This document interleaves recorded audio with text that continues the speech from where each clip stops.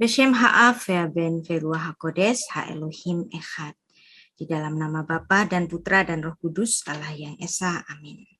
Shalom.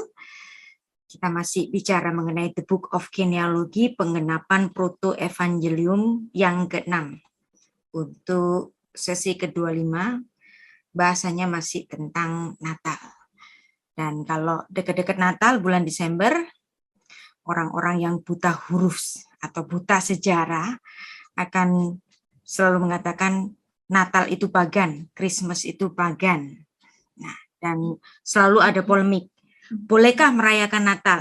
Dan kita masih mempelajari bagaimana untuk menjawab tuduhan-tuduhan dan bullying musiman tiap Desember bahwa Natal itu pagan, hari raya atau hari lahir Dewa Matahari. Bagaimana kita sudah menjawabnya? Kita di dalam 5 sesi yang sebelumnya, saya rasa ini bisa menjadi model bagi kita untuk dapat memberikan jawaban-jawaban yang baik dalam kita berapologetika. Tuduhan musiman bulan Desember yang terbaru, ini saya dapatkan dari Facebook, jadi saya screenshot saja, yang mengatakan bahwa Paus Benediktus ke-16 mengatakan penanggalan Kristen salah, perayaan Natal keliru. Di Liputan 6 juga menulis, Paus nyatakan penghitungan kelahiran Yesus keliru. Terus ada juga yang nulis, Natal bukan 25 Desember. Dan ada banyak-banyak sekali tuduhan-tuduhan yang semacam ini. Tapi apakah betul Paus Benediktus mengatakan demikian? Karena Paus Benediktus itu sebelumnya dikenal dengan nama Kardinal Ratzinger, ya, Joseph Ratzinger.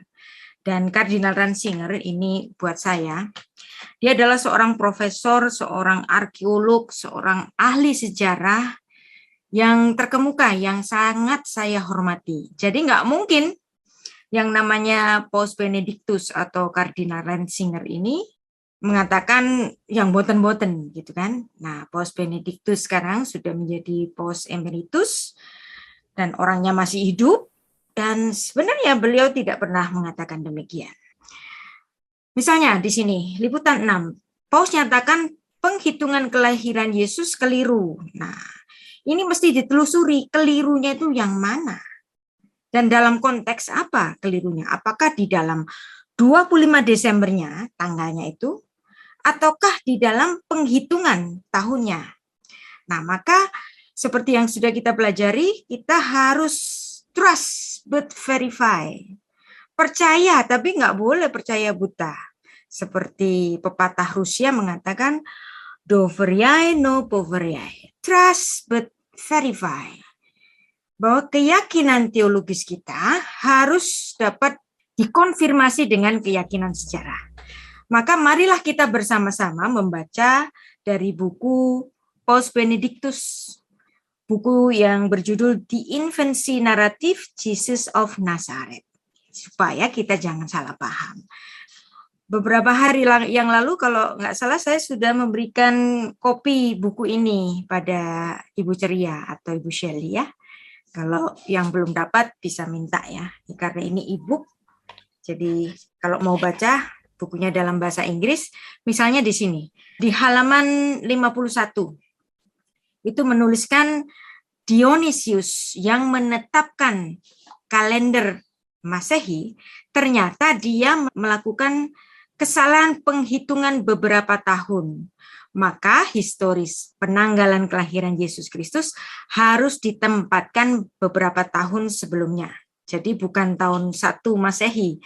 Ya, mestinya kan kalau kalender Masehi, dan Masehi itu adalah artinya Mesias, berarti kelahiran ini didasarkan dari kelahiran Sang Mesias, maka seharusnya Yesus itu lahir pada tahun 1 Masehi. Tetapi ternyata setelah dihitung-hitung, Yesus nggak lahir tahun 1 Masehi. Tapi berapa? -4 sebelum Masehi atau -5 sebelum Masehi untuk Desember ya. Nah, dan juga di sini juga menuliskan bahwa kelahiran Yesus itu memang di Bethlehem, tetapi Annunciation, jadi konsepsi ketika malaikat Gabriel itu datang kepada Maria, itu memang adanya di Nazaret. Kemudian si ibu Maria ini, ibu dari Yesus ini, melakukan perjalanan sejauh kira-kira 188 km dari Nazaret ke Hebron, ke rumahnya Elizabeth sanaknya itu. Dan disitulah Bunda Maria itu terlindungi di dalam asuhan seorang imam di Bait Suci, yaitu Imam Zakaria yang sekaligus adalah suami dari Elizabeth. Jadi kita belajar mengenai kalender Yahudi ke Masehi. Tentu saja pada zamannya Yesus dulu orang-orang Yahudi pakai kalendernya orang Yahudi dong. Nah, kalender Yahudi adalah kalender yang tertua yang pernah ditemukan.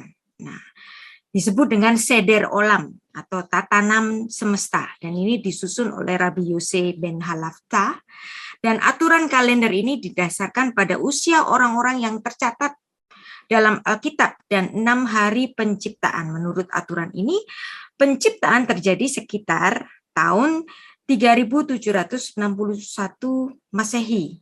Dan ini berdasarkan dari perhitungan tanah Ibrani.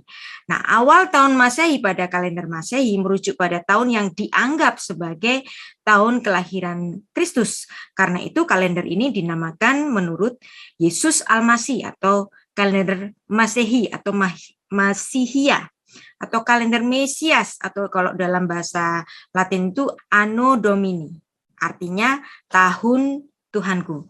Nah, kalau menurut kalender Masehi hari ini kita masuk pada tahun 2021.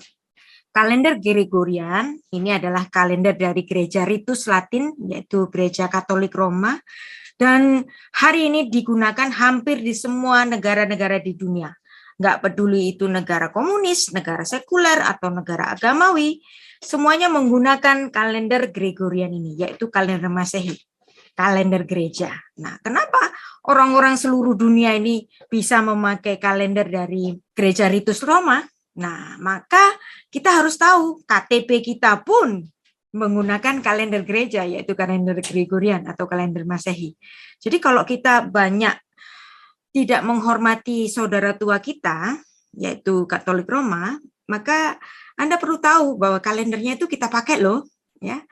Akte kita, KTP kita, semuanya menggunakan kalender dari kalender Gereja Katolik Roma ini. Nah, kemudian ada kalender Yunani. Nah, ada banyak kalender Yunani kuno, diantaranya adalah Attika dan Athena, dan ini mulai dikenal pada abad ketiga sebelum Masehi. Yang kita pakai sekarang adalah kalender internasional, yaitu kalender gereja, yaitu kalender Gregorian atau kalender Masehi atau disebut dengan Anno Domini, kalender tahun Tuhanku. Dengan tatanan kalender gereja ini, yaitu kalender gereja Katolik Roma, yang menetapkan bahwa setiap hari Minggu itu ada libur setiap pekan. Pada hari Minggu kita mengadakan ibadah raya. Kenapa hari Minggu digunakan sebagai ibadah raya dan itu menjadi hari libur? Karena ini untuk memperingati bahwa Yesus bangkit pada hari Minggu. Jadi setiap hari Minggu kita merayakan kebangkitannya yang terbesar yang mengalahkan dosa itu dengan kebangkitannya itu. Nah, Sabat tetap Sabat, Sabtu tetap Sabtu. Tapi Minggu adalah liburan rutin mingguan. Nah, kita pun yang non-Katolik Roma ini harus tahu siapa sih yang menentukan ini? Gereja Katolik Roma, Ritus Latin, atau sebelumnya boleh juga kita rujuk juga bahwa ini adalah ketetapan dari gereja sebelumnya. Sebelum gereja itu terjadi skisma besar.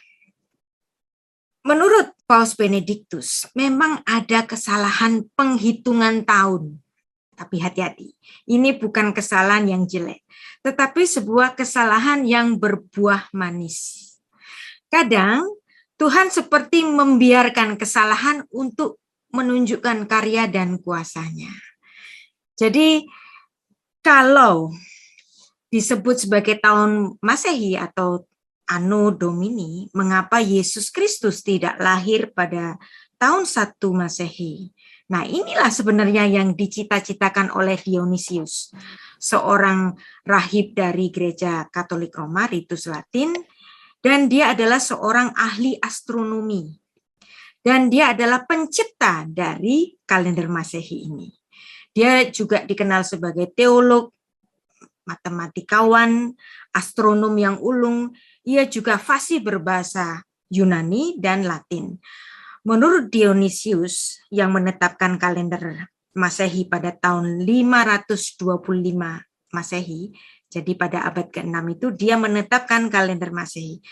Nah, tahun kelahiran Kristus bertepatan dengan 754 tahun berdirinya kota Roma. Nah, niatnya, ini niatnya ya. Niat dari Dionysius ini ingin menjadikan tahun 1 sebagai kelahiran Yesus Kristus. Nah, ini niatnya. Tapi ternyata niatnya itu nggak kesampaian karena dia ada salah penghitungan. Kenapa dia ada salah penghitungan? Karena dia di samping menghitung dari berdirinya kota Roma 754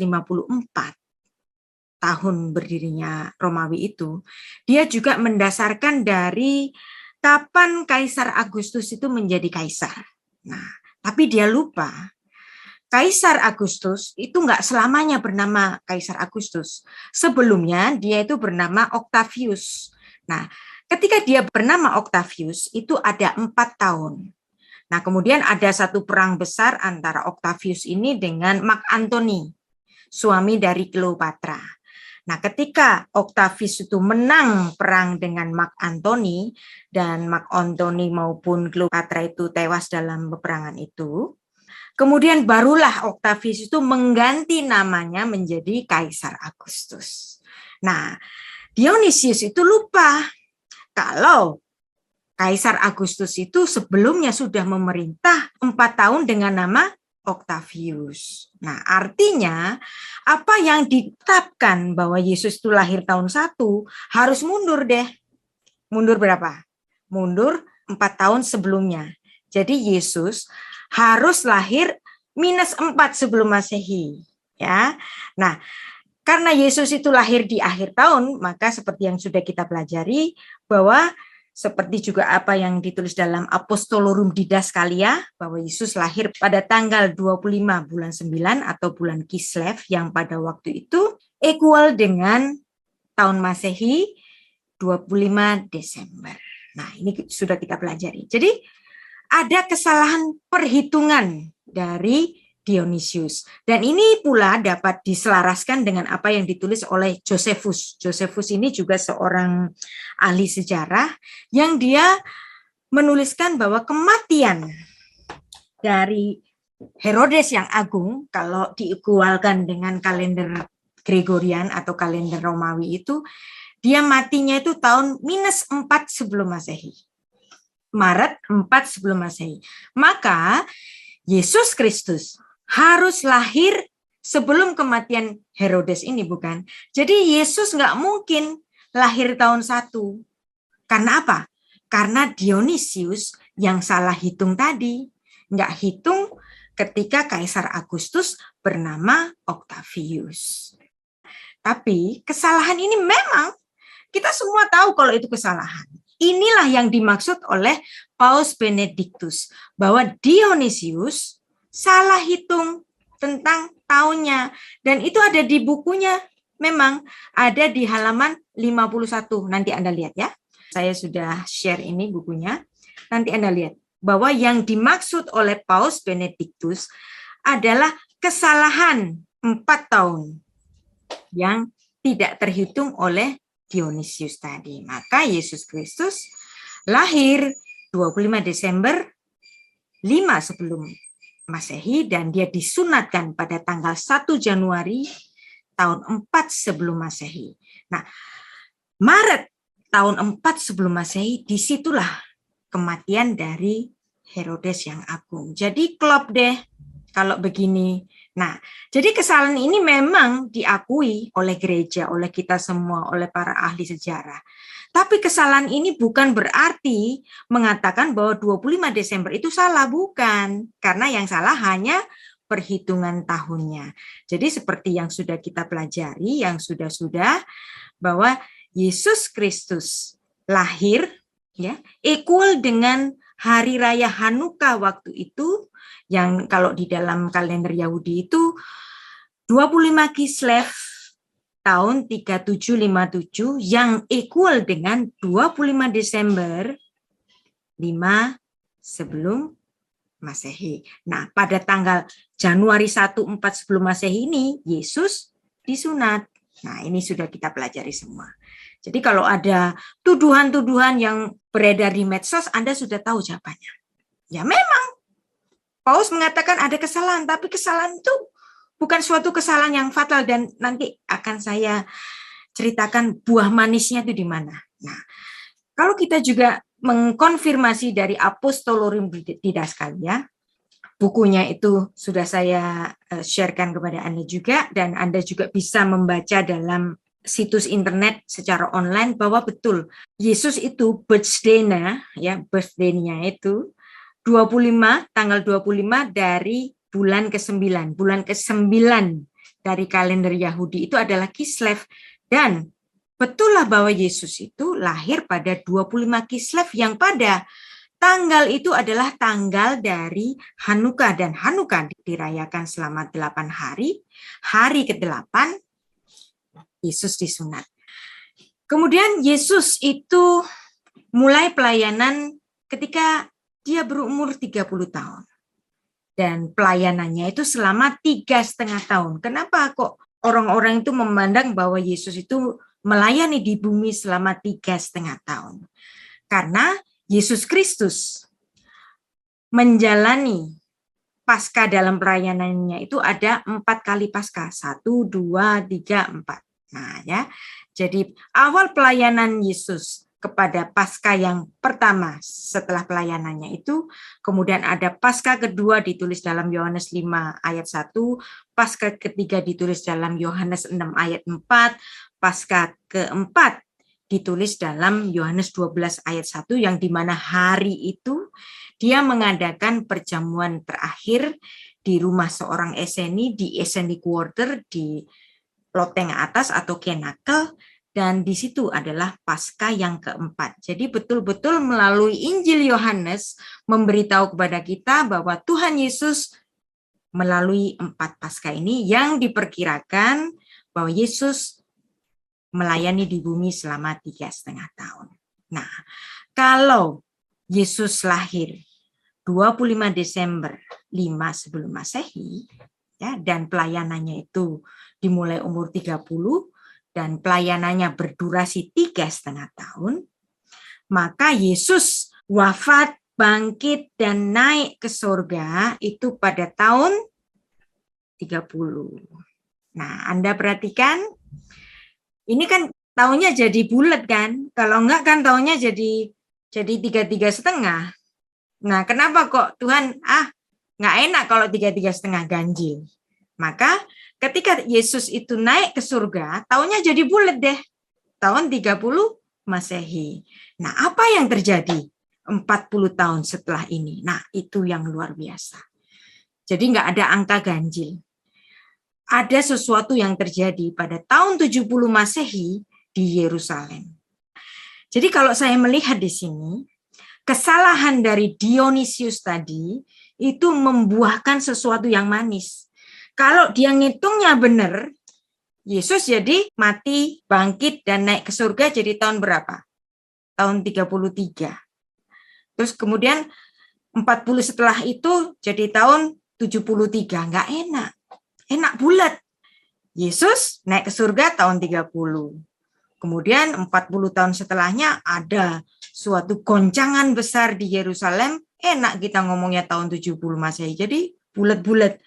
Saya merasa bahwa kesalahan dari Dionysius ini kesalahan yang berbuah manis. Atau mungkin bahkan itu kehendak Tuhan. Who knows? Jadi ketika April tahun 30 untuk kalender Romawi, dan saat itu dalam kalender Yahudi itu masuk pada bulan Nisan, disitulah Yesus disalib pada 14 Nisan, pada Erev Pesak. Nah, kemudian dia bangkit pada tanggal 18 Nisan. Dan tentu saja naik ke surga pada tahun yang sama, yaitu pada tahun 30 Masehi. Sekarang kita melihat tepat 40 tahun setelah Yesus wafat, bangkit, dan naik ke surga, yaitu tahun 30 Masehi, pada tahun 70, Jenderal Titus, Panglima Romawi, secara sistematis memasuki Yerusalem.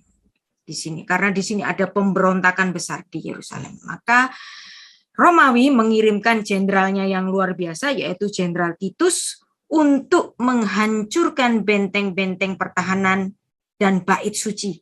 Wow.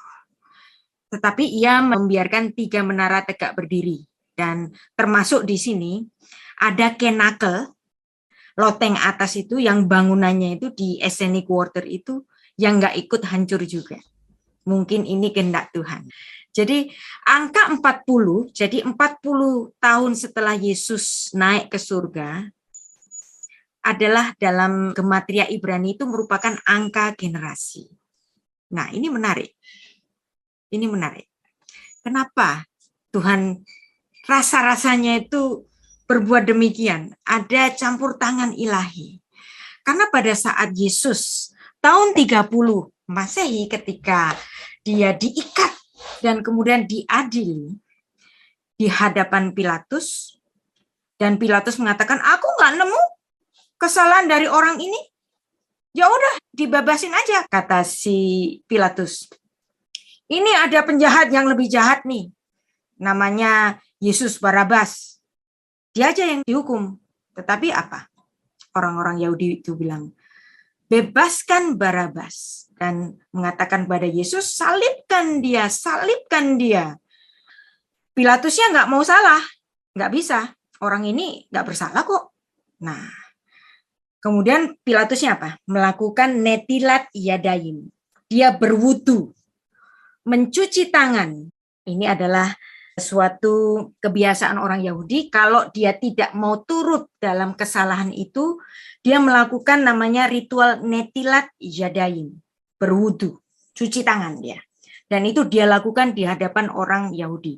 Nah, ketika Pilatus ini cuci tangan, orang-orang Yahudi itu berkata demikian.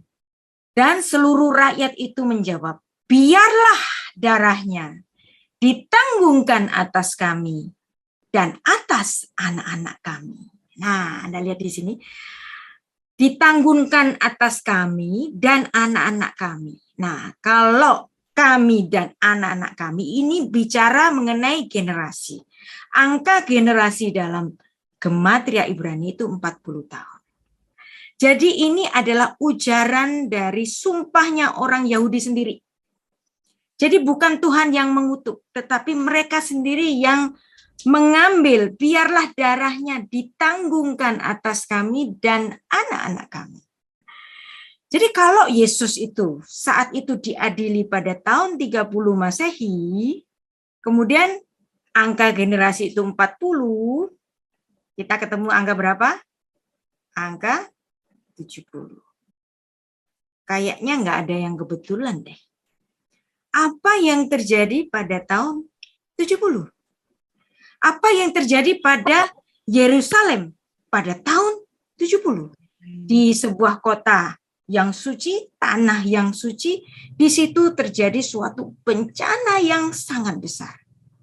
Dan benarlah pada generasi mereka yang dekat dengan masa peristiwa ini, ada peristiwa kejatuhan Yerusalem pada tahun 70 Masehi sesuai khotbah Yesus. Nah, khotbah Yesus dalam Matius 24 ayat 1 sampai Matius 25 ayat 46. Di sini Tuhan Yesus berkhotbah di atas Bukit Zaitun, dan di situ Tuhan Yesus menubuatkan kejatuhan Yerusalem. Dan kejatuhan Yerusalem ini tepat seperti yang Tuhan katakan. Perang di Yerusalem ini sangat luar biasa menyedihkan. Juga terjadi peristiwa kelaparan di kota Yerusalem yang saat itu dikepung oleh Jenderal Titus, sungguh sangat memprihatinkan. Jadi Anda lihat di sini, Yerusalem pada zaman dahulu itu dikelilingi oleh tembok. Nah, tembok ini dikepung oleh tentara Romawi di luar. Orang-orang yang pemberontak ini ada di dalam kota Yerusalem.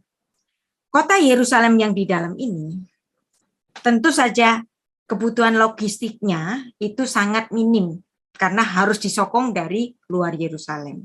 Maka tidak ada bahan makanan untuk masuk ke kota itu.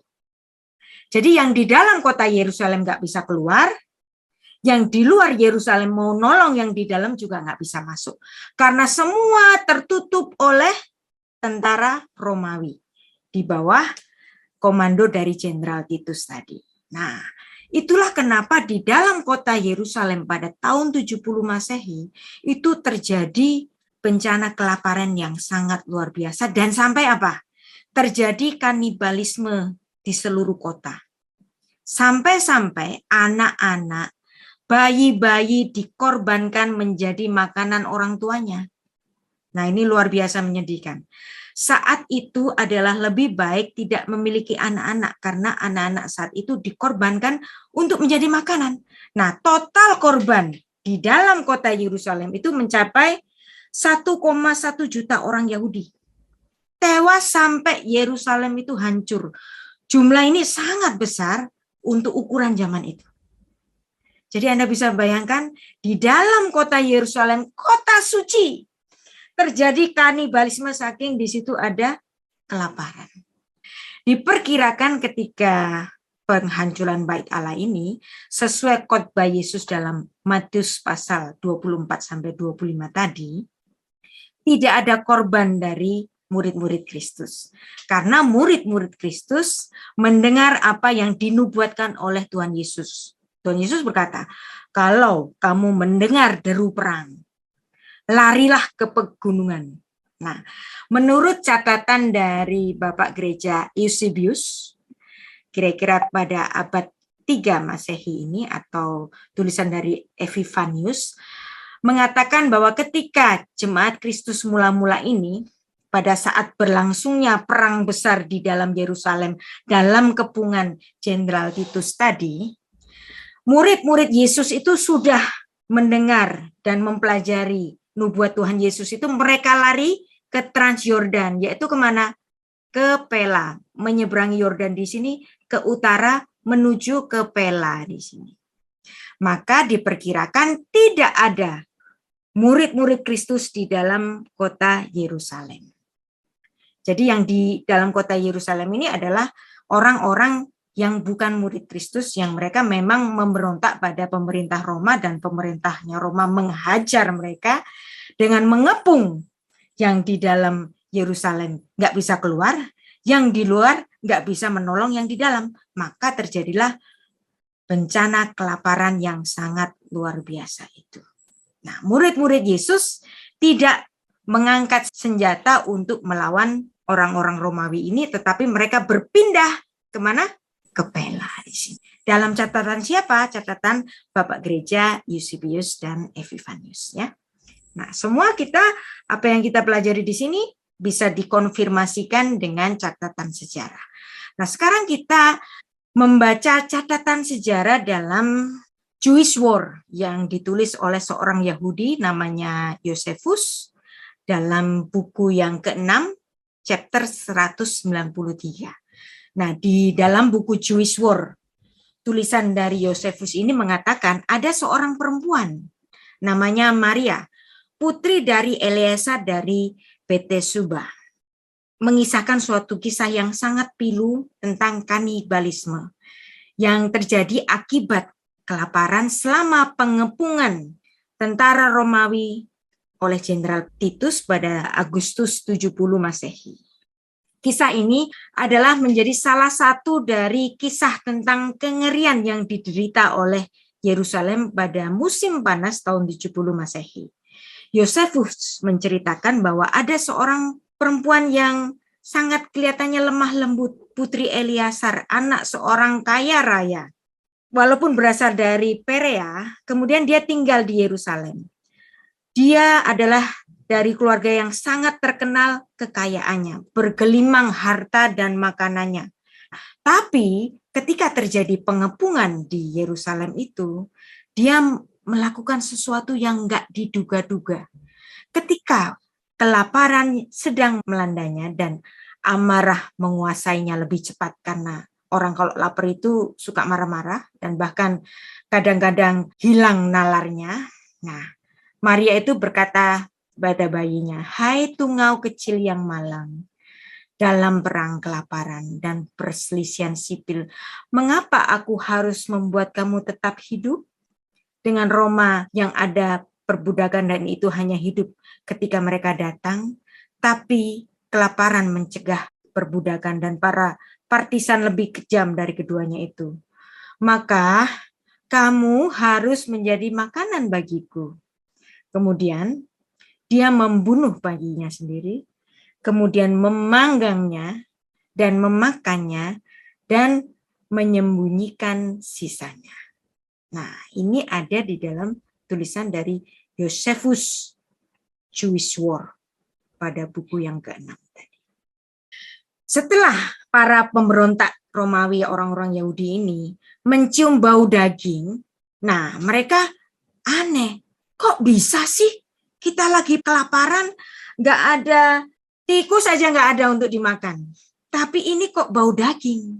Nah, kemudian para serdadu yang di dalam Yerusalem ini ngelihat, betulkah ada daging untuk dimakan? Ternyata betul. Ada daging untuk dimakan. Bahkan si Maria itu menawarkan daging yang sudah dimasakkan ini kepada serdadu-serdadu itu.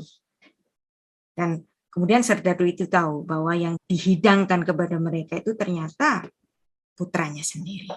Dan ini adalah salah satu bentuk kengerian yang sangat luar biasa. Persis seperti yang dikatakan oleh Tuhan Yesus ketika dia memikul salibnya dan banyak sekali perempuan-perempuan itu menangis. Menangisi Yesus yang oleh karena tubuhnya yang sudah didera dan berdarah-darah itu, Yesus berkata demikian kepada perempuan-perempuan. Jangan kau menangisi aku, hai perempuan-perempuan, akan ada satu saat di mana orang berkata bahwa lebih baik perempuan itu mandul tidak punya anak. Karena kalau mandul, dia nggak ada sesuatu yang dibunuh untuk dia makan.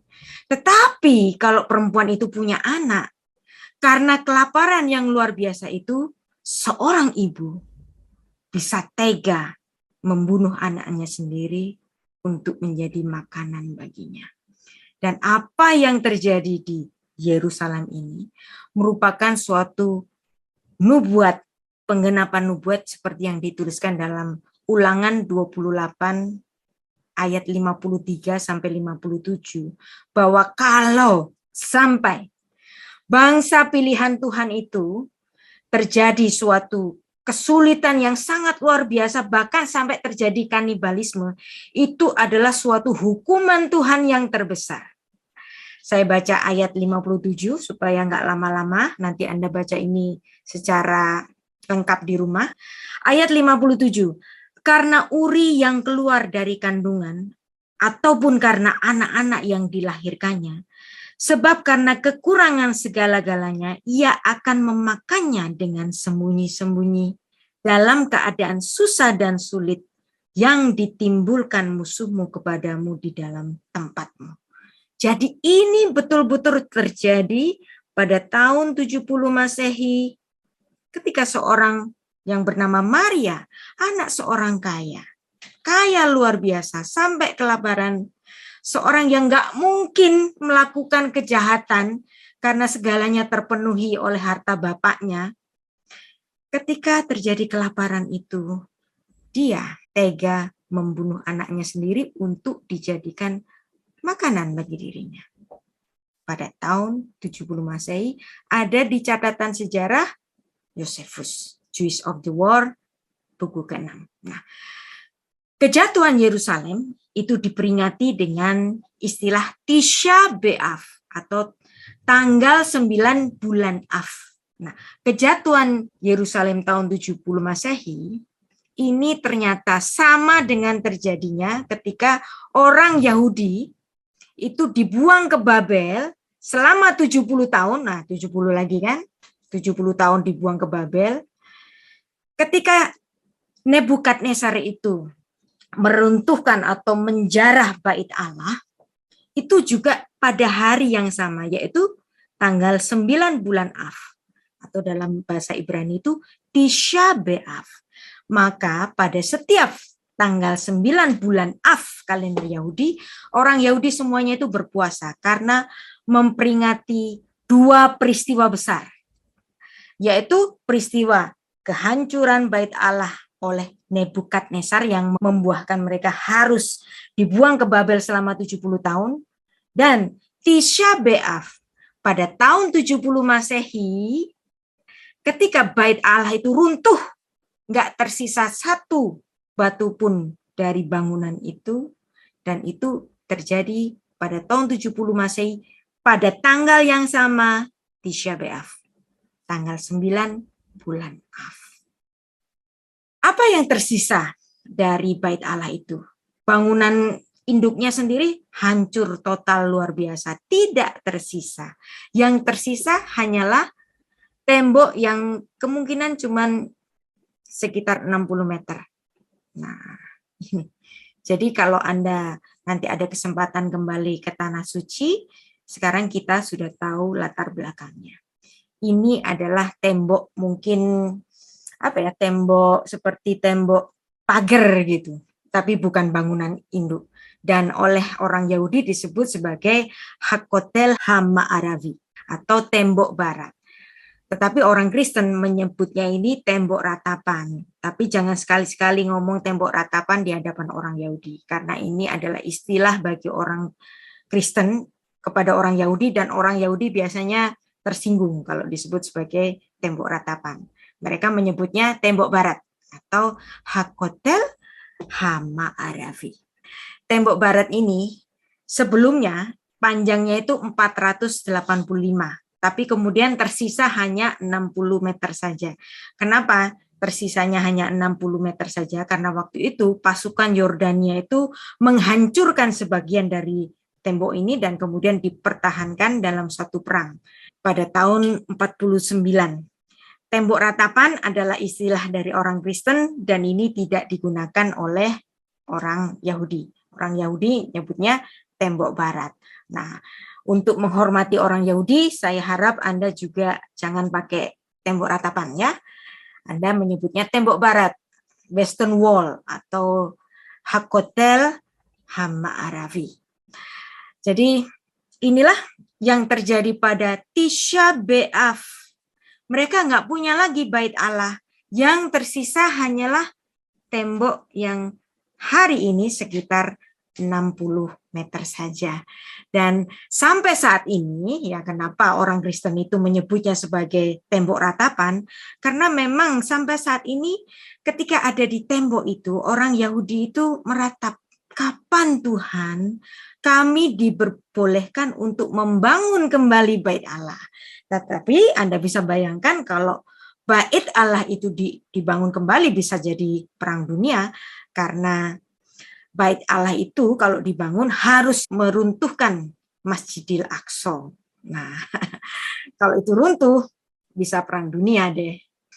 Ini adalah sekelumit kisah dari tembok barat. Nah, saya pernah menulis sebuah buletin ketika saya studi dahulu, dan nanti kalau Anda ada waktu, Anda bisa screenshot ini, kira-kira bacanya apa gitu. Oke. Nah, jadi kita betul-betul apa yang kita pelajari adalah suatu keyakinan teologis yang dikonfirmasi dengan keyakinan historis. Bahwa Natal Desember itu ternyata equal dengan Hanukkah yang jatuh pada bulan Kislev. Dan kalau Anda ke Haifa hari ini, nah itu sudah dipasang kembali nih pohon Natal yang besar di bundaran Ben Gurion, dan juga ada Hanukkah. Ini menunjukkan bahwa Natal Desember dan Hanukkah Kislev itu memang betul-betul suatu perayaan yang berhubungan. Dan ini dari tahun ke tahun selalu dipasang di Ben Gurion Boulevard di Haifa, Israel. Dan di sini ada kuil yang bagus sekali. Ini namanya kuil Bahai. Jadi agama Bahai. Ternyata pemerintah Israel itu adalah pemerintah yang sangat moderat karena agama Bahai juga dibiarkan berkembang di sana. Bukan hanya agama Yahudi, bukan hanya Islam dan Kristen, tetapi juga agama Bahai. Di Indonesia ada beberapa pengikut Bahai, saya juga punya tetangga dekat sekali dengan rumah saya, juga pengikut dari agama Bahai. Jadi dokumen 25 Kislev menjadi hari kelahiran Kristus ada di dalam Apostolorum Didaskalia Koptik yang ada di tahun 189 Masehi. Ya, mana buku saya? Ya. Ini. Jadi Apostolorum Koptik Didaskalia, atau ini yang sudah diterjemahkan dari gereja ortodok yang lain, Apostolorum Didaskalia, ada juga di dalam bukunya Pak Bambang Nursena yang beliau menerjemahkan dari dokumen Koptik yang berbahasa Arab dan diterjemahkan di dalam bahasa Indonesia, yang menuliskan betul-betul ada tanggal 25 bulan ke-9, yaitu 25 Kislev, yaitu hari pertama dari Hanukkah itu. Jadi, menurut catatan sejarah gereja mula-mula, Apostolorum Didaskalia tahun 189 Masehi, jadi kelahiran Yesus itu bukan dimulai pada abad keempat setelah konsili Nikea, bukan ya. Tetapi sejak ditulis dalam dokumen gereja Apostolorum Didaskalia, sudah menuliskan bahwa Yesus lahir 25 Kislev. Anda juga bisa melihat di internet di sini, Anda betul-betul melihat ada tanggal 25 bulan ke-9 kalender Yahudi, yaitu bulan Kislev. Dan ini konversinya. Kalau ini adalah bukti primernya, ya, bukti primer apa yang ditulis dalam dokumen gereja Koptik Didaskalia ini adalah bukti primer. Dan saya menempatkan konversi ini sebagai bukti sekunder yang cukup juga untuk menjadikan suatu hal yang membuat kita terperangah. Wow, ternyata 25 Desember 5 sebelum Masehi itu equal dengan 25 Kislev tahun Yahudi 3757. Kenapa ini saya ulang-ulang? Supaya Anda betul-betul mengerti. Dan pada setiap Hanukkah, Hanukkah adalah hari raya lampu atau hari raya cahaya. Ada lampu khusus yang berbeda dengan menorah biasa. Karena di menorah lampu khusus Hanukkah ini ada 9 lampu, 4 di kanan, 4 di kiri, di sini di tengah ada samas. Kalau menorah biasa itu 3 di kanan, 3 di kiri, kemudian samasnya 1. Jadi ada 7 lampu. Kalau ini ada 9 lampu. Nah, yang 9 lampu ini adalah lampu khusus untuk Hanukkah, yaitu hari raya lampu. Kenapa? Setiap Natal ada pohon terang. Nah, itu adalah pengaruh dari Hanukkah ini. Nah, kalau Anda jalan-jalan ke Haifa tadi, meriahnya Hanukkah dan Natal itu dirayakan secara bersama-sama. Dan tanggal 25 Kislev betul-betul 25 bulan 9 adalah Hanukkah, Jewish holiday. Ini catatan sejarah. Apostolorum Didaskalia juga catatan sejarah. Jadi keyakinan kita merayakan Natal pada 25 Desember diperkuat dengan catatan sejarah. Bukan klaim palsu, betul-betul catatan sejarah. Dan kata Hanukkah kalau dilihat dari gematria Ibrani ini sangat luar biasa. Hanukkah. Nah, ini kalau dipenggal ini luar biasa. Han itu istirahat. Kah. Nah, kaf ini nilainya berapa? Coba kaf. Kaf nilainya 20. Terus kemudian ada he, ya. He nilainya berapa? 5.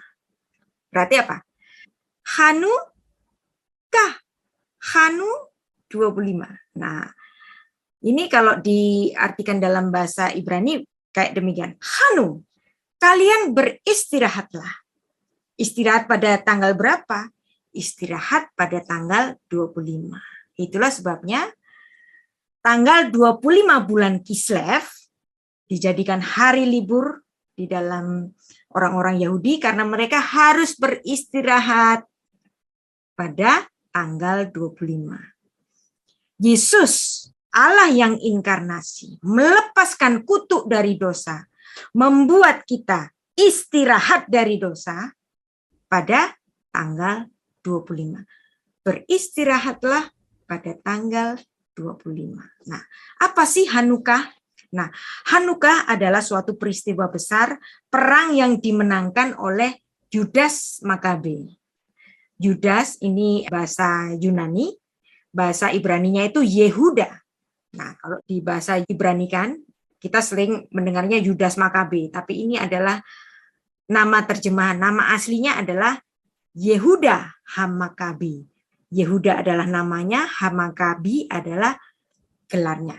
Nah, Makabe ini artinya Mi Chamocha Ba'elim Adonai. Diambil dari Keluaran 15 ayat 11. Kalau Anda sering mendengar lagu-lagu Yahudi, Mi Chamocha Ba'elim Adonai. Jadi, Mi Chamocha Ba'elim Adonai. Ini disingkat menjadi Makabi. Nah, itulah kenapa Yehuda ini disebut Yehuda Hamakabi. Kenapa? Karena Yehuda ini mengambil Keluaran pasal 15, yaitu Syirat Hayam, sebuah pujian yang diciptakan oleh Nabi Musa ketika dia berperang melawan orang-orang Mesir dan ternyata Tuhan sendirilah yang berperang. Maka kemudian Keluaran 15 ini menjadi inspirasi bagi Yehuda untuk memimpin pemberontakan melawan dari Antiochus Epiphanes ini. Nah, di situ oleh karena dia menempatkan Tuhan sebagai panglima perang, maka Yehuda Hamakabi atau Yudas Makabi ini menang melawan perang. Kenapa terjadi suatu pemberontakan? Nah, kita perlu tahu sejarah Hanukkah. Nah, jadi sejarah Hanukkah itu terjadi demikian. Tahun 1010 sebelum Masehi, Raja Daud memerintah kerajaan Israel. Kemudian tahun 962 sebelum Masehi, Raja Salomo menjadi raja dan membangun Bait Allah. Kemudian tahun 931 sampai 930 Salomo mati dan kemudian negara Israel itu terpecah menjadi dua. Satu Israel Utara, satu Israel Selatan, merupakan kerajaan dari dinasti Daud. Dan kemudian pada tahun 586 sebelum Masehi ada penjarahan pada Bait Allah dan kemudian orang-orang Yahudi dibuang ke Babel. Nah, kemudian oleh karena Kores yang berkuasa atas Babel, dia adalah raja dari Persia, kemudian memerintah Babel, kemudian mengembalikan umat Allah ini ke tanah suci. Nah, ketika mereka kembali ke tanah suci, mereka bukan menjadi orang yang merdeka, mereka tetap menjadi jajahan. Jajahan dari apa? Dari Babel, Rusia, Media. Kemudian kerajaan dari Makedonia yaitu Alexander Agung menguasai tanah Yudea atau tanah suci. Ternyata Alexander Agung ini mati muda kan? Nah, di situ ada jenderal-jenderalnya yang menguasai Yudea ini kemudian menjadi raja atas Yudea. Nah, pada saat itu keturunan dari jenderalnya Alexander Agung itu yaitu Raja Antiochus Epiphanes itu melakukan penghinaan yang sangat luar biasa kepada Bait Allah. Karena dia mengotori Bait Allah dengan mempersembahkan babi. Nah, babi kan binatang haram. Nah, itu dipersembahkan di Bait Allah. Ini menimbulkan kemarahan orang Yahudi, maka terjadi pemberontakan dari orang-orang Makabe yang diketuai oleh Yudas Makabe tadi. Nah, kita tahu Makabe tadi artinya apa? Mi Chamocha Ba'elim Adonai. Siapa yang seperti engkau di antara para Allah? ya Tuhan. Nah, diambil dari Keluaran pasal 15, yaitu pujian yang diubah oleh Nabi Musa. Mengenai pemberontakan Yudas Makabe ini, nggak ada di Alkitab protokanonik, adanya di kitab Deuterokanonika. Nah, ya kan? Biasanya orang non-Katolik ini anti dengan Deuterokanonika. Ya memang namanya juga Deuterokanonika, bukan protokanonika. Jadi Deuterokanonika ini tidak selevel dengan kitab protokanonik yang 66 kitab itu. Tetapi Makabe ini masuk dalam kitab Deuterokanonika. Ini nggak boleh dibuang sebenarnya. Karena bagaimanapun kitab Makabe ini penting. Penting untuk apa? Untuk konfirmasi sejarah. Sejarah apa? Sejarah Hanukah, pentahiran Bait Allah.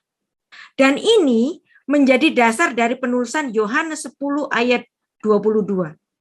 Nah, dan terjadinya waktu itu terjadi pada tanggal 25 Kislev, yang dimana Yudas Makabe itu menang atas peperangan dengan Raja Antiochus Epiphanes pada tahun 167 sampai 164 Masehi. Dan pada saat itu ketika Yudas Makabe itu masuk ke Bait Allah dan mentahirkan kembali Bait Allah yang sudah dikotori oleh Raja Antiochus Epiphanes yang mempersembahkan babi di Bait Allah, maka dia mengadakan pembersihan.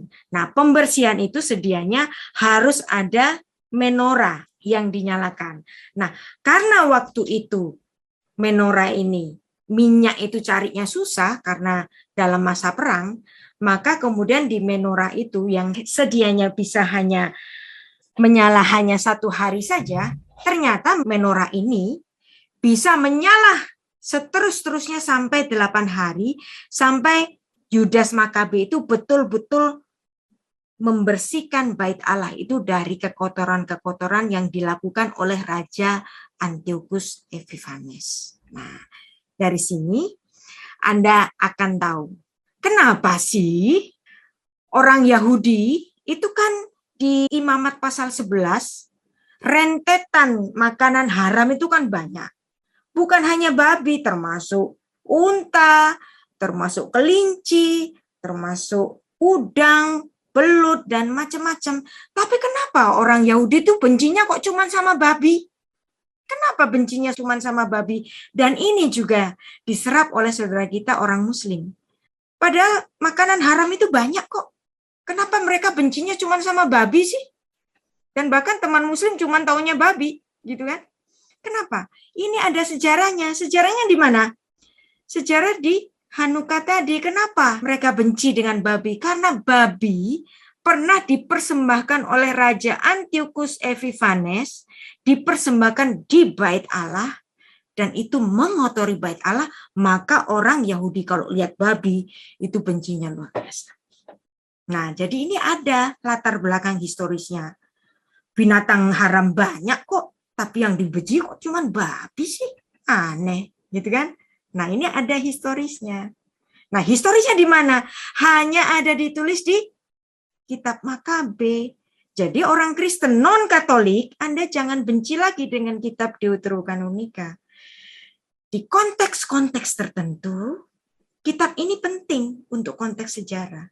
Yang namanya satu literatur kuno, bagaimanapun itu adalah suatu pusaka. Ya memang pusaka ini tidak equal dengan kitab protokanonik yang 66 kitab ini. Tetapi kitab ini selayaknya tidak dibuang. Karena dapat juga untuk memberikan konfirmasi sejarah. Jadi di sini ada satu timeline bahwa pada saat dulu itu ada suatu skisma besar tahun 1054 di sini. Nah, dulu gereja itu satu, kemudian terpecah Katolik Timur dan Katolik Barat. Nah, yang Katolik Barat ini menelurkan berbagai-bagai aliran termasuk Protestan, termasuk karismatik, baptis dan seterusnya. Nah, kita semua ini ya, kebanyakan yang di sini adalah pecahan dari Katolik Roma ini. Dan Katolik Roma itu ternyata juga melahirkan kalender yang kita pakai sekarang ini, yaitu kalender Gregorian. Nah, maka kita sebagai seorang non-Katolik, saya harapkan kita semua tetap menghargai Katolik Roma maupun Ortodoks sebagai saudara tua kita. Walaupun mereka berbeda dan kita berbeda dengan mereka, mereka berbeda dengan kita, tapi sebenarnya kita memiliki satu iman yang sama, yaitu iman kepada Yesus Kristus. Dan saya ulang lagi, kalender Gregorian adalah satu kalender yang ditetapkan atau disempurnakan kembali pada masa Paus Gregorius ke-13 pada tahun 1582 supaya hitungannya itu lebih sempurna. Nah, ada di satu waktu di tahun 1582 ini karena ada penyempurnaan tanggal 1, 2, 3, 4 itu nanti loncat ke tanggal 15. Nah, jadi kalender Anno Domini Masehi ini menjadi suatu perbedaan. Karena kalau Anda pakai kalender Romawi yang Gregorian, merayakan Natal 25 Desember. Maka yang ortodok, karena dia nggak menerima penyempurnaan pada tahun 1582 ini, kan di sini ada perbedaan sekitar 11-12 hari kan? Maka kemudian orang ortodok itu memperingati Natal pada tanggal 6 atau 7 Januari. Kenapa? Karena mereka tidak mau menerima gap yang di sini. Di mana tanggal 4 langsung loncat ke tanggal 15. Jadi kalau orang-orang ortodok itu merayakan Natal pada 6 Januari atau 7 Januari, bergeser ke 7 Januari, itu sebenarnya mereka juga merayakan tanggal 25 Desember sebenarnya. Mereka menggunakan kalender Julian. Nah, kalau kalender Gregorian ada selisih di sini, yang loncat ini mereka nggak terima yang ortodok tadi. Itulah kenapa yang ortodok merayakan Natal sekitar tanggal 6 atau tanggal 7 atau mungkin bisa satu saat akan berubah menjadi tanggal 8 Januari. Nah, ini semuanya itu sebenarnya berpijak pada tanggal 25 Kislev, yaitu Hanukkah. Jadi kita ada belajar banyak tentang kalender. Ada banyak orang-orang Kristen yang kurang menghormati pada Gereja Katolik Roma, padahal kalendernya dipakai di KTP, di akte kelahiran, di paspor, semuanya menggunakan kalender Gregorian yang disusun oleh Gereja Katolik Roma. Nah, kenapa kok bisa seluruh dunia ini menggunakan kalender Gereja Katolik Roma? Saya rasa kalau ini bukan kehendak Tuhan, ini nggak mungkin terjadi. Ada campur tangan Tuhan, bahwa orang-orang seluruh dunia ini menggunakan kalender Masehi atau kalender Mesias atau kalender Anno Domini, kalender tahun Tuhanku. Nah, ini saya ngambil lucu-lucuan, ada KTP dari orang yang bernama Tuhan. Satu lagi ada SIM dari orang yang bernama Syaiton. Bagaimanapun mereka itu semuanya menggunakan kalender Gregorian. Jadi Natal adalah Hanukkah 25 Kislev. Jadi seperti Profesor Eli katakan, Jewish and Christian histories are connected even when they are trying not to be. Nah, kenapa? Karena ada perpecahan pada Konsili Jamnia pada tahun 95 Masehi, itu perpecahan antara Yahudi dan Kristen. Itulah kenapa semua dokumen kekristenan setelah itu semuanya ditulis dalam bahasa Yunani, tidak menggunakan bahasa Ibrani. Karena ada perpecahan. Tetapi sebenarnya ada koneksitas antara Kristen dan Yahudi. Karena Yesus memang terlahir sebagai orang Yahudi. Dan kita akan banyak belajar mengenai keyahudian nanti tanggal 6 Januari. Nah, kenapa Yesus harus lahir pada Hari Raya Lampu? Karena Yesus adalah terang dunia. Seperti yang dia katakan dalam Yohanes 8 ayat 12, Ani or haolam. Akulah terang dunia. Dan seperti juga yang ditulis dalam 1 Yohanes 1 ayat 5, Allah adalah terang. Dan Hanukkah adalah Natal, Natal adalah Hanukkah, dan ketika Hari Raya Hanukkah atau Hari Raya Pentabisan Bait Allah ditulis dalam Yohanes 10 ayat 22 sampai 23, pada saat hari ulang tahunnya. Yesus Kristus ini berjalan-jalan di Bait Allah merayakan kelahirannya, dan dia merayakannya dengan apa di situ? Mengajar di Bait Allah. Nah, betul-betul Tuhan Yesus dituliskan dalam Yohanes 10 ayat 22 sampai 23.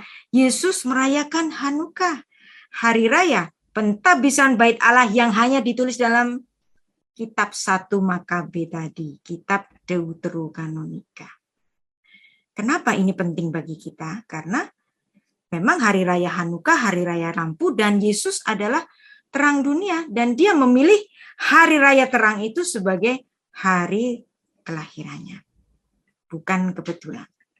Kalau dia lahir pada 25 bulan Kislev, maka dia disunatkan pada tanggal 2 bulan Tevet atau tanggal 1 Januari. Jadi tanggal 25 Desember sebagai Natalnya, tanggal 1 Januari sebagai hari penyunatannya. Itulah kenapa kita meniup trompet, karena kita memperingati satu kemurahan Tuhan yang memberikan anak domba yang darinya, maka kita meniup shofar karena anak domba yang tanduknya ini tertambat pada semak belukar, itu untuk menandai Allah yang sangat mencintai dunia ini sehingga mengirimkan anaknya yang tunggal bagi kita untuk menjadi korban bagi penebusan dosa bagi kita.